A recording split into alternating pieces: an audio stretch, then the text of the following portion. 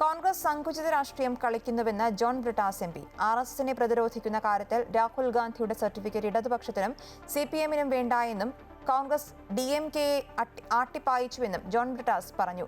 India മുന്നണി യോഗത്തിലെ ചർച്ചകൾ പൂർണ്ണമായും പുറത്തുവിടണമെന്നും MP ആവശ്യപ്പെട്ടു.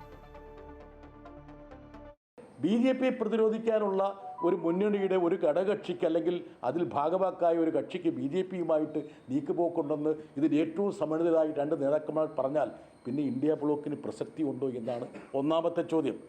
രണ്ടാമത്തെ ചോദ്യം എന്ന് പറയുന്നത് സങ്കുചിതമായ പരിമിതമായിട്ടുള്ള രാഷ്ട്രീയ ലാഭത്തിന് വേണ്ടി വിശാലമായിട്ടുള്ള ഇന്ത്യ ബ്ലോക്കിൻ്റെ ഉദ്ദേശശുദ്ധിയെ കളഞ്ഞുകുടിക്കാൻ പാടില്ല.